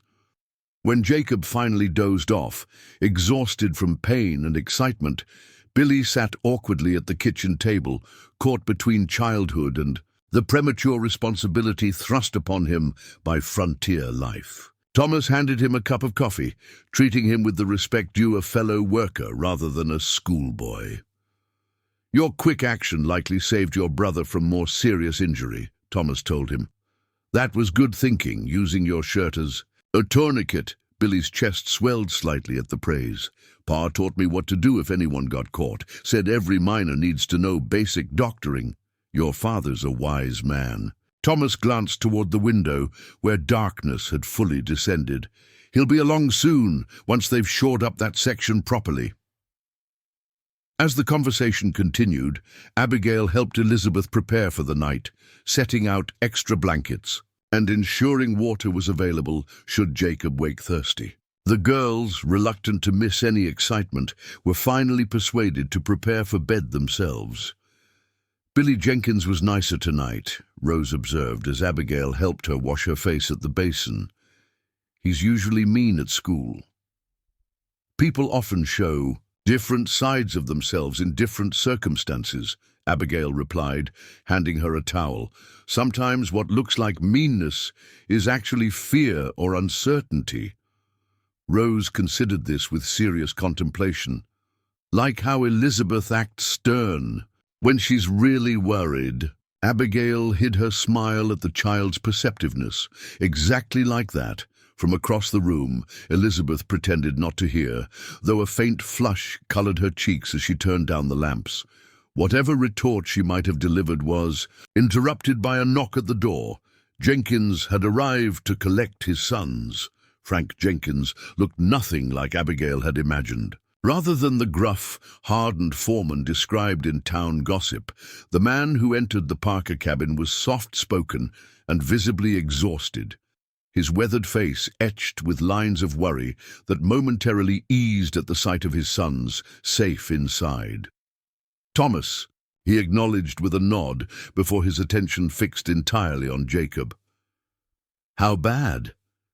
"Clean break and some stitches," Thomas replied. "Hammond says he'll heal fully with proper rest." Jenkins knelt beside his sleeping son, gently examining the splint and bandages with the careful touch of a man accustomed to handling precious things despite calloused hands. "You did this?" he asked, glancing up at Thomas. "Miss Montgomery assisted Dr. Hammond," Thomas corrected, nodding toward Abigail.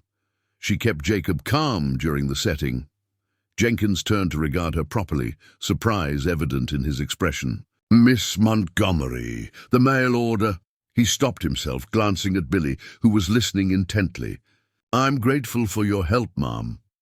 "Anyone would have done the same," Abigail replied simply. "Not anyone," Jenkins contradicted quietly. "The last lady who stayed with the Parkers fainted at the sight of a cut finger." He carefully gathered his sleeping son into his arms. "Billy, thank Mr. and Miss Parker properly for their hospitality." Billy shuffled his feet, his earlier bravado completely absent. "Thank you, sir." His eyes flicked briefly to Abigail. "And I apologize for my behavior at the schoolyard today, Miss Montgomery. It was improper." Abigail acknowledged his apology with a dignified nod. "Apology accepted, Mr. Jenkins. I trust tomorrow will mark a fresh beginning." Something in her measured response, neither condescending nor overly familiar, seemed to resonate with the boy. He straightened slightly, nodding with newfound seriousness before following his father outside to the waiting wagon. Thomas closed the door behind them, turning to find Elizabeth already organizing the cleanup with her usual efficiency. The evenings. Emergency had disrupted dinner and bedtime routines, but the Parker household was quickly re-establishing its rhythms. "That was well handled," Thomas said quietly to Abigail as they stood slightly apart from the bustling activity. "Both the medical situation and young Billy. You sound surprised." A ghost of a smile touched his mouth beneath his beard. "I am recalibrating my expectations, Miss Montgomery. My previous experience with potential companions did not include medical emergencies or corrections of town bullies. Perhaps your advertisement should have mentioned such possibilities," Abigail suggested, a hint of dry humor in her tone. "Along with 5 daughters and a struggling mine." His expression sobered. I imagine your first day in Silverbrook has provided more information than any advertisement could contain. Abigail considered this. The Ladies' Aid Society was particularly informative. Thomas winced. I can imagine. Martha Wilson means well, but discretion isn't her strongest quality. Actually, I found their perspectives valuable, if somewhat filtered. Through their own preconceptions, Abigail glanced toward the girls, ensuring they were out of earshot. They spoke highly of Sarah, and of you before your withdrawal from community affairs. Thomas's jaw tightened almost imperceptibly. Sarah was the social heart of our family. I lacked both her skill and her inclination for such matters. Yet you recognize their importance for the mind's development. His eyebrows rose slightly. You've been thorough in your investigations. I believe in making informed decisions. Abigail met his gaze directly. If I'm to consider a permanent position here, I need to understand all aspects of the situation, financial as well as familial. For a moment, Thomas seemed caught between offense at her forthrightness and respect for her practical approach. Finally, he nodded. Tomorrow evening, after the girls are asleep, I'll show you the mine accounts. You should know exactly what you'd be committing to or walking away from. This concession, delivered without defensiveness, marked a subtle shift in their dynamic. Thomas was acknowledging her as a potential partner rather than merely a caretaker for his children, someone whose judgment and discretion he might trust with matters beyond the domestic sphere. The next morning brought new routines as Abigail integrated herself into the Parker household's rhythms. She rose early to help Elizabeth with breakfast preparations, careful to support rather than supplant the girl's established authority.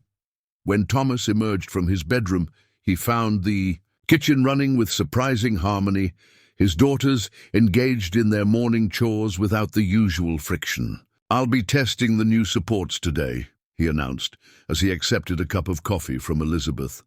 Jenkins is bringing the structural timber we discussed. Will it be dangerous? Catherine asked, concern evident in her voice. All mining carries risk, Thomas replied, his standard response to such questions. But we take precautions. Abigail noticed how this answer did little to ease Catherine's worry, though the girl didn't press further. The exchange revealed much about the family's communication patterns. Thomas's tendency towards stoic reassurance rather than detailed explanation, the girls' learned habit of containing their fears rather than burdening their father. Perhaps Mr. Parker could explain the support system to us this evening, Abigail suggested, setting plates on the table. I'd be interested to understand how the reinforcement works. Thomas looked surprised by this request. It's rather technical.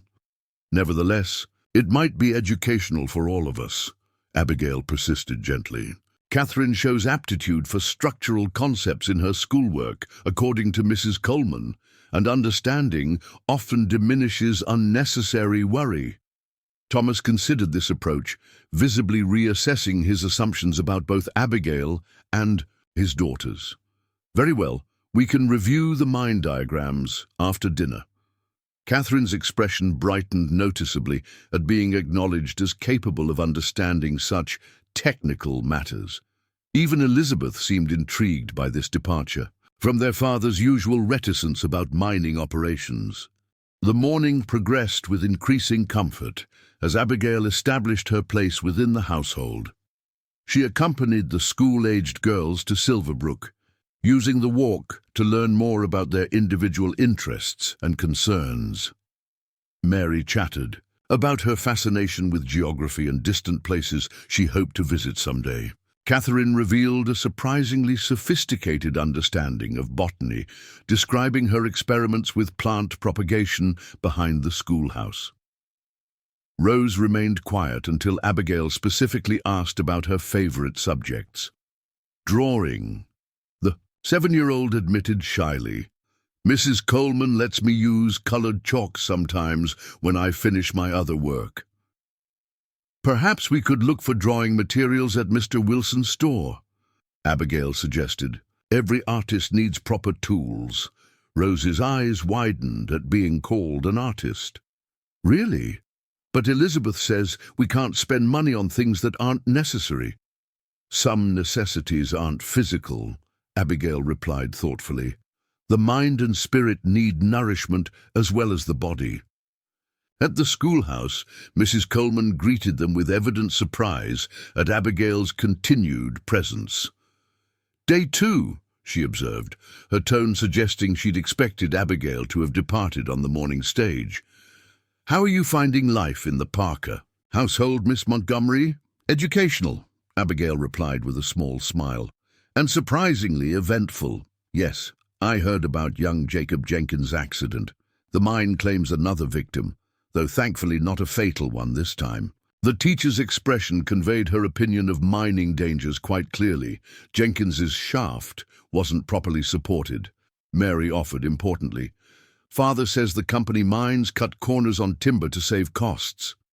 Mrs. Coleman cast a sharp glance at the girl. "That's not a topic for children to discuss, Mary." "Why not?" Abigail asked mildly. "The realities of mining affect these children's lives directly. Pretending dangers don't exist doesn't protect them from consequences." The teacher studied Abigail with renewed interest. "You have unconventional views on children's education, Miss Montgomery." "I believe knowledge appropriately presented builds resilience rather than fear," Abigail clarified. "These girls are remarkably capable when treated as thinking individuals rather than delicate decorations." A slow smile spread across Mrs. Coleman's face. "I've been saying exactly that for years, to deaf ears mostly. Perhaps you'll prove a valuable addition to our community after all." This endorsement, though qualified, represented significant progress. As Abigail left the girls in Mrs. Coleman's capable hands, she felt a growing conviction that Silverbrook held greater potential than she'd initially assessed. Not just as a place of last resort for a stubborn spinster, but as a community where her particular strengths might be genuinely valued. Returning to the Parker cabin, Abigail found Elizabeth and Grace engaged in laundry preparations, heating water in large cauldrons over the outdoor fire pit. The October morning had warmed enough to make outdoor work pleasant, though the distant mountains wore fresh snow caps that hinted at winter's approach. "You returned," Elizabeth observed, stirring the water with a wooden paddle. "I half expected you to take the eastbound stage after encountering the Ladies' Aid Society." "They were quite welcoming, actually," Abigail replied, rolling up her sleeves to help, "though their curiosity was barely contained. They've been speculating about Father's mail-order brides for months." Elizabeth tested the water temperature with practiced judgment. "Mrs. Wilson has a betting book on how long each candidate will last." Abigail raised an eyebrow. "Indeed. And what odds am I given?" A reluctant smile tugged at Elizabeth's mouth. 3 days, according to Mary, who overheard Mr. Wilson discussing it at the Mercantile. "Apparently your forthright manner makes you an unlikely match for frontier life." "How interesting," Abigail mused, lifting the heavy soap paddle. "I've always found forthrightness particularly suited to challenging circumstances. Artifice requires too much energy to maintain when there's real work to be done." Elizabeth's assessment of Abigail seemed to shift subtly with this statement. "That's sensible, actually." "High praise indeed," Abigail teased gently, earning another almost smile from the girl. They worked together efficiently, establishing a rhythm that accommodated Grace's smaller contributions. The child seemed content to sort clothing into piles, occasionally bringing items to Abigail for inspection, as if testing whether this new presence would acknowledge her silent communication. "She's helping more than usual," Elizabeth noted quietly as Grace carefully arranged socks in pairs. "Normally, laundry day makes her retreat to the garden." Perhaps she finds certainty in organizing things, Abigail suggested. Order within chaos provides comfort. Elizabeth considered this perspective, watching her youngest sister with newfound understanding. Mother always said Grace had an old soul in a young body. She notices things others miss. As if aware she was being discussed, Grace looked up, her solemn blue eyes moving between Elizabeth and Abigail. Then, with deliberate care, she selected a small blue ribbon from her pocket and placed it on the sorting table before returning to her task. "That's her favorite hair ribbon," Elizabeth explained, surprise evident in her voice, "the only one she never loses or gives away." The significance of this gesture wasn't lost on Abigail, though she was careful not to overreact. "Thank you, Grace," she said simply. "I'll keep it safe for you." The morning continued in this unexpectedly harmonious fashion, with Elizabeth gradually relaxing her vigilant control as Abigail demonstrated competence without threatening the girl's authority. By noon, they had completed the washing and hanging. The clothesline behind the cabin festooned with clean garments drying in the autumn sun. "We're more efficient together," Abigail observed as they carried the empty baskets inside. The work was completed in half the usual time.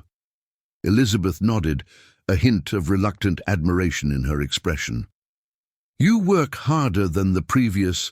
"Ladies," Mrs. Winters complained that laundry would ruin her complexion. Miss Hargrove refused outright, claiming it wasn't a proper task for an educated woman.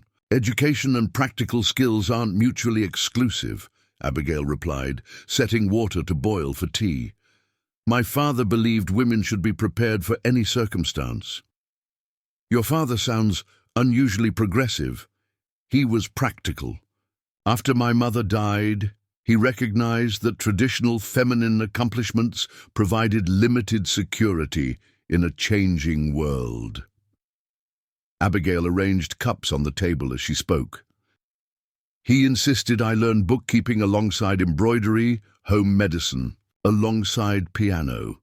Elizabeth considered this while slicing bread for their midday meal. "Our mother taught us similar values, though she emphasized different skills. She believed in self-sufficiency, but also in community interdependence." A wise perspective. No family truly exists in isolation, particularly in places like Silverbrook. This observation seemed to strike a chord with Elizabeth, who glanced toward the window where distant figures moved around the mine entrance. "Father has tried to keep us separate since Mother died. He thinks it protects us from further hurt." "And does it?" Abigail asked gently. Elizabeth's hands stilled, her expression momentarily unguarded. "No," she admitted quietly. "It just makes the hurt more lonely." The 2 weeks Abigail had negotiated passed with surprising swiftness.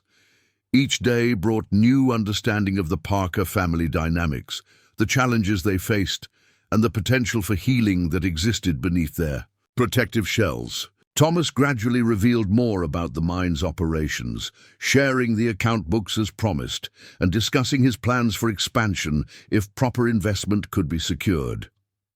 "The silver vein runs deeper than most independent claims," he explained. One evening, as they reviewed diagrams spread across the kitchen table after the girls had gone to bed. "With proper equipment, we could double production within 6 months. But acquiring that equipment requires capital you don't currently have," Abigail observed, studying the financial records with a practiced eye. Her father's manufacturing business had given her considerable experience with such matters. "Exactly." Thomas ran a hand through his hair, a gesture Abigail had come to recognize as signaling frustration. "The Granger Company offers to buy me out regularly, but at a fraction of the claim's true value." "What about a partnership with other independent miners?" Abigail suggested. "Pooling resources for equipment that benefits multiple operations." Thomas looked up, surprise evident in his expression. "That's actually a sound approach.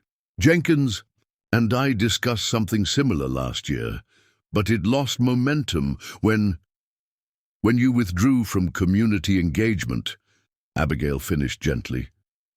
He nodded, acknowledging the truth without defensiveness. Sarah handled the social aspects of business. I focused on technical operations. Without her, you lost more than a wife, Abigail observed. You lost a business partner. The simple recognition of this often overlooked aspect of his loss seemed to affect Thomas deeply.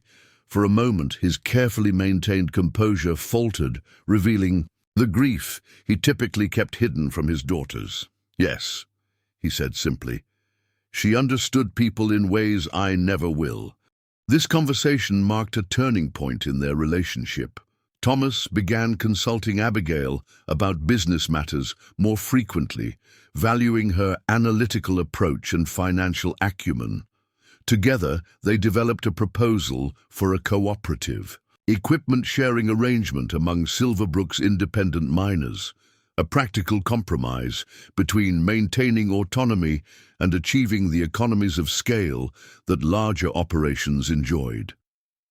With the girls, Abigail established different but equally meaningful connections. Mary thrived under her encouragement, devouring the books Abigail ordered from Helena's larger bookstore. Catherine blossomed when Abigail helped her establish a winter herb garden in the kitchen window, combining practical botany with the girls' natural scientific curiosity. Rose gradually emerged from her shyness, proudly displaying drawings created with the quality chalks Abigail had purchased from Wilson's store. Even Elizabeth's rigid defensiveness softened as she recognized Abigail, had no intention of usurping her position or erasing Sarah's memory. Instead, Abigail consistently acknowledged the girl's capabilities, while gently suggesting ways to share responsibilities that would allow Elizabeth to reclaim some aspects of normal adolescence. Most remarkable was Grace's transformation. Though she remained silent, her communication expanded through gestures, drawings, and increasing physical proximity to Abigail. The wooden horse became a means of expression, its positions and movements forming a language that Abigail learned to interpret with growing accuracy. On the morning marking the end of their agreed 2-week trial, Abigail woke before dawn. She dressed with particular care, selecting her best day dress, a steel-grey wool that complemented her eyes. Today she would either commit to becoming part of the Parker family or return east on the afternoon stage. Either decision would irrevocably alter several lives, including her own. Thomas was already at the kitchen table when she emerged from her room. Account books opened before him, but his attention focused on the window where first light touched the eastern ridge. "You're up early," she observed, moving to stoke the fire. "I didn't sleep," he admitted without turning. Too many thoughts circling. Abigail nodded, understanding completely. "The 2 weeks ends today." Yes. He finally looked at her, his expression carefully neutral, though his eyes revealed the strain of uncertainty. "Have you reached a decision?" "I have preliminary thoughts," Abigail replied, measuring coffee into the percolator with practiced movements. "But I believe this should be a mutual decision, not a unilateral one." Thomas studied her for a moment. "You're concerned I might have reservations?" "I think both parties should enter any partnership with clear understanding and genuine commitment," she clarified. "My question isn't whether you want me to stay, but whether you understand what that truly means." His eyebrows rose slightly. "I'm not sure I follow." Abigail sat across from him, her posture straight and her gaze direct. "If I remain in Silverbrook, it would not be as a traditional wife who confines herself to household matters and defers to her husband in all things. My nature doesn't allow for that, nor would it best serve this family's needs." Thomas considered this, his expression thoughtful rather than offended. "What role do you envision, then?" "A true partnership," Abigail answered simply. "I would contribute to both domestic matters and business affairs. I would help raise your daughters with respect for their mother's memory, While encouraging their individual strengths, I would expect my perspective to be valued, my judgment trusted, and my independence respected. You're proposing quite a modern arrangement, Thomas observed, though his tone held curiosity rather than dismissal. I'm proposing a practical one, Abigail corrected. This family needs more than a stepmother and housekeeper. The mine needs more than occasional bookkeeping. And I need more than the limited role traditionally assigned to women.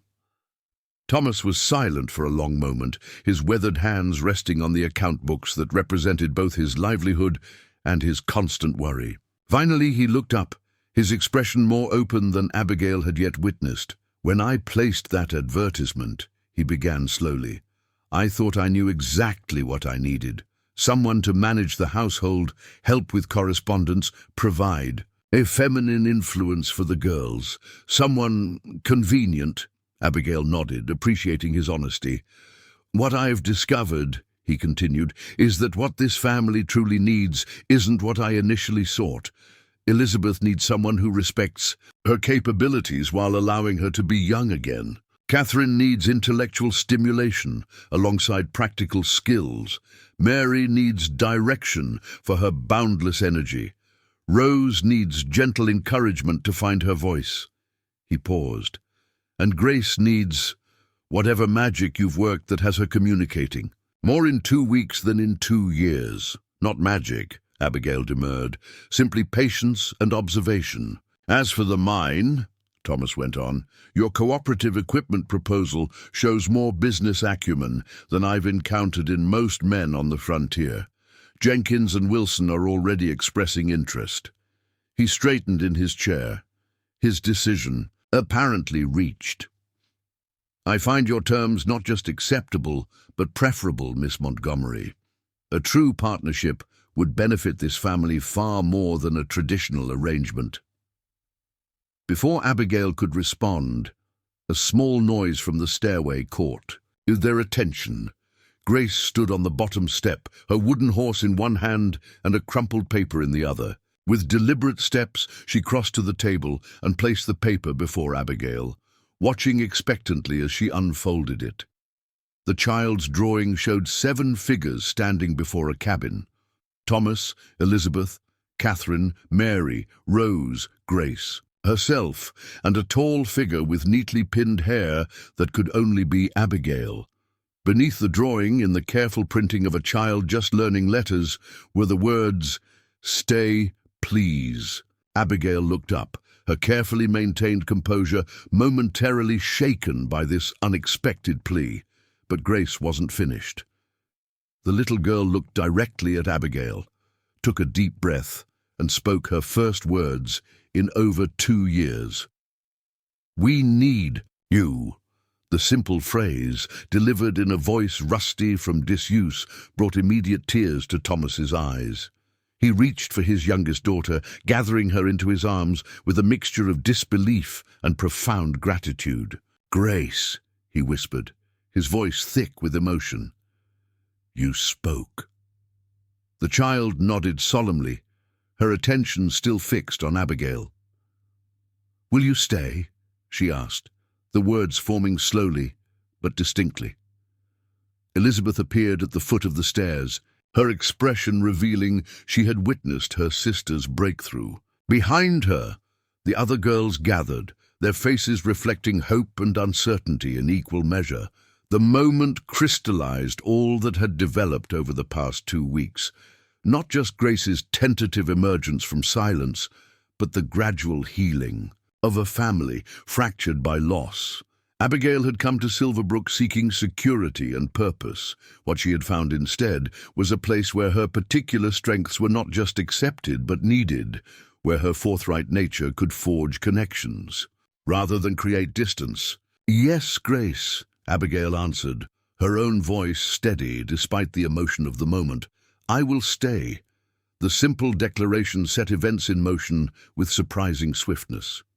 Reverend Peterson performed a small ceremony in the church 2 days later, attended by the Ladies' Aid Society, The Jenkins family, Mrs. Coleman, and several miners who had signed onto the cooperative equipment arrangement. Martha Wilson provided a wedding cake that Mary declared almost as magnificent as Miss Montgomery herself, while Dr. Hammond offered a toast to Silverbrook's most uncommon mail-order bride and her extraordinary good sense.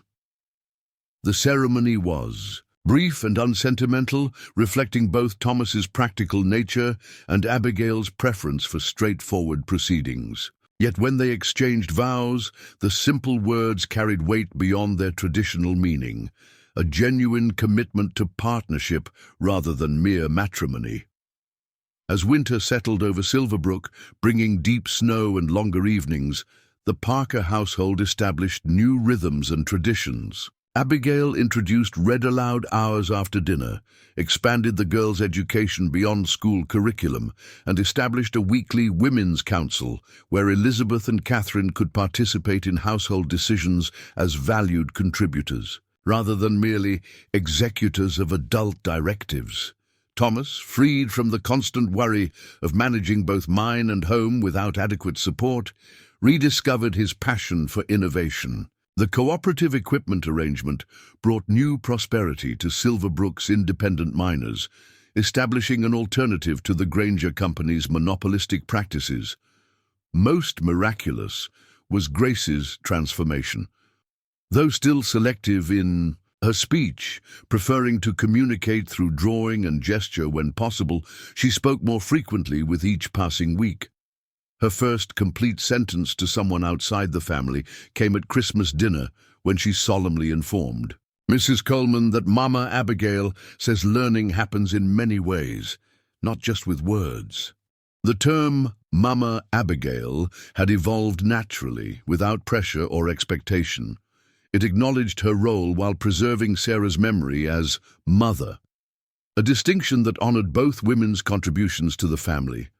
On a crisp February evening, as snow fell softly outside the cabin windows, Abigail sat at Sarah's old writing desk, now relocated to a corner of the main room. She was composing a letter to her father, updating him on the mine's progress and the girls' winter activities, when Thomas joined her, placing a small wooden box beside her paper. "What's this?" she asked, setting down her pen. "Open it," he suggested, his expression containing a hint of the boyish enthusiasm that occasionally emerged now that constant worry no longer dominated his demeanor. Inside the box lay a silver brooch in the shape of a mountain range, the metal gleaming with the distinctive luster of newly processed ore. "The first silver from the new tunnel," Thomas explained. "I asked Wilson to commission it from the Helena silversmith. It seemed fitting that you should have the first fruits of our partnership." Abigail lifted the brooch, admiring its craftsmanship and the symbolism it represented. "It's beautiful," she said simply, pinning it to her collar. "Not traditional jewelry, perhaps," Thomas acknowledged. "But then we've established that tradition isn't always the best measure of value." Abigail smiled at this reference to their unconventional arrangement. "Speaking of non-traditional approaches, Elizabeth has developed an impressive talent for draft correspondence. She composed nearly all of this month's business letters." "I noticed," Thomas replied with evident pride. "Catherine has been asking to visit the assayer's office to learn more about mineral testing. She has a scientific mind." "Like her father," Abigail observed, "and a determination to question established methods, like her stepmother." He sat beside her, his expression growing more serious. "I realize I've never properly thanked you." "For what, specifically?" "For seeing what we needed, rather than what we thought we wanted." Thomas glanced toward the loft where the girls slept peacefully. "When Sarah died, I thought our family's best days were behind us. The best I hoped for was adequate management of what remained." Abigail waited, allowing him to find the words that didn't come easily to his practical nature. "What I didn't understand," he continued finally, "was that healing doesn't mean returning to what was lost. It means building something new that honors the past while embracing the future." He met her gaze directly. "You taught us that." Outside, the Montana winter wrapped Silverbrook in pristine white, the mining town quiet under its blanket of snow. Come spring, the cooperative's new equipment would transform the hillside operations, bringing prosperity to families who had struggled for generations against corporate interests and unforgiving terrain. But the most significant transformation had already occurred within the walls of the Parker home, where a woman once deemed too strong-willed had found precisely the family who needed her strength, her perspective, and her unwavering belief that conventional limitations were merely suggestions to be reconsidered in light of greater needs. Answering Thomas Parker's advertisement, Abigail Montgomery had sought security in a world that offered few options to women of independent mind. What she discovered instead was that the very qualities that had limited her prospects in Eastern society, her forthright nature, her analytical mind, her refusal to conform to restrictive expectations, were exactly what allowed her to forge authentic connections on the frontier. As she completed her letter home, Abigail reflected that the greatest journeys often lead to unexpected destinations. She had traveled west as a mail-order bride, only to become something far more valuable, a partner, a healer of wounded spirits, and the catalyst for a family's renewal. The path had not been easy, but like the silver veins hidden deep in Silverbrooks mountains, the most precious discoveries often required courage, perseverance, and the willingness to venture beyond established boundaries. Up next, you've got two more standout stories right on your screen. If this one hit the mark, you won't want to pass these up. Just click and check them out. And don't forget to like, subscribe, and turn on the notification bell so you don't miss any upload from us.